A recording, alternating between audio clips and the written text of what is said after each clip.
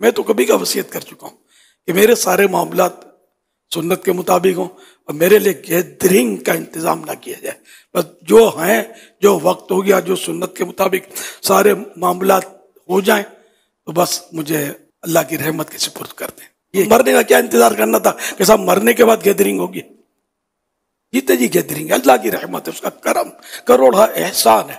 اب مرنے کے بعد اپنے کو تجربہ نہیں کرنا ہے، سنت پر عمل کرنا ہے. یہ وصیت جس کو نہیں پتا تھا تو آج پھر میں نے اس کی تجدید کر دی. یوں سمجھ لو ایک مستحب بھی میرے معاملے میں نہیں چھوڑنا ہے، آپ کو کرنا وہی ہے جو میرے مصطفیٰ کی شریعت ہے. بسم اللہ الرحمن الرحیم. السلام علیکم ورحمۃ اللہ وبرکاتہ. ناظرین، یہ کٹر حقیقت ہے، جس شخص نے بھی اپنی ماں کی گود میں سانس لیا ہے اس نے ایک نہ ایک دن اس دنیا سے جانا ہی جانا ہے. سبھی کو فنا ہے، بقا صرف اور صرف اللہ رب العزت کی ذات کو ہے.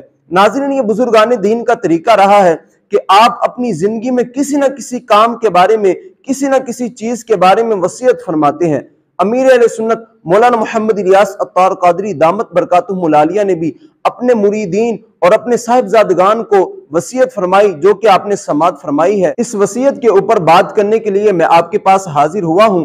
اس وصیت کے اندر 3 خاص چیزیں ہیں جو میں آپ کے سامنے رکھنا چاہتا ہوں.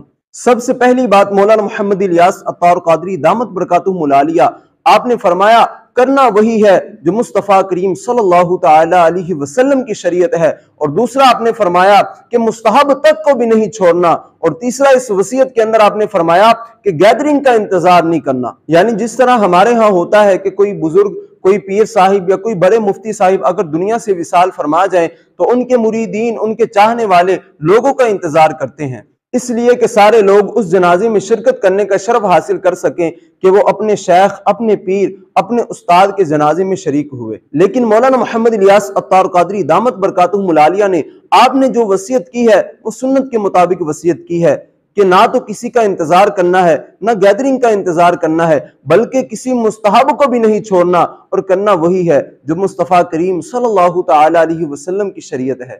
اور امیر اہل سنت نے یہ واضح طور پر فرمایا ہے کہ میں اس وصیت کو پہلے کر چکا ہوں، لیکن اس وصیت کی تجدید کر رہا ہوں کہ جس کو علم نہیں اس کو بھی اس وصیت کے بارے میں علم ہو جائے.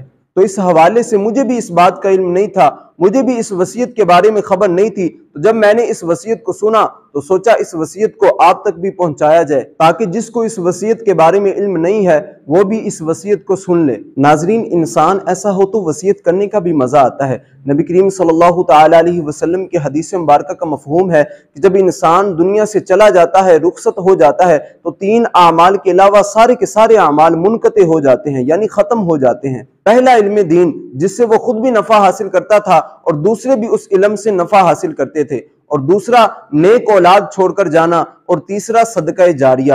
تو امیر اہل سنت دامت برکاتہم العالیہ نے جو وصیت فرمائی تو ایسی وصیت کرنے کا بھی مزہ آتا ہے. تو مولانا محمد الیاس عطار قادری دامت برکاتہم العالیہ، آپ کی اولاد بھی صالح ہے، آپ عالم دین بھی ہیں. اور تیسرا صدقہ جاریہ کے طور پہ آپ نے مبلغین، علماء کرام، مساجد، مدارس اور پوری دنیا میں جو دین اسلام کی اشاعت کی ہے، آپ کے اس دنیا سے جانے کے بعد بھی آپ کو جو فائدہ پہنچے گا میں اور آپ سوچ بھی نہیں سکتے. اللہ تبارک و تعالی ہمارے امیر اہل سنت کو درازی عمر بالخیر عطا فرمائے اور آپ کا سایہ ہمارے سروں پر تا دیر قائم و دائم فرمائے. دوستو، اگر آپ میرے چینل پر نئے ہیں تو چینل کو سبسکرائب کیجئے اور بیل آئیکن کو پریس کیجئے تاکہ ہر آنے والی ویڈیو کا نوٹیفیکیشن آپ تک پہنچتا رہے. تو امید کرتا ہوں آپ کو آج کی ویڈیو پسند آئی ہوگی. ملتے ہیں کسی اگلی ویڈیو میں، تب تک کے لیے اللہ حافظ.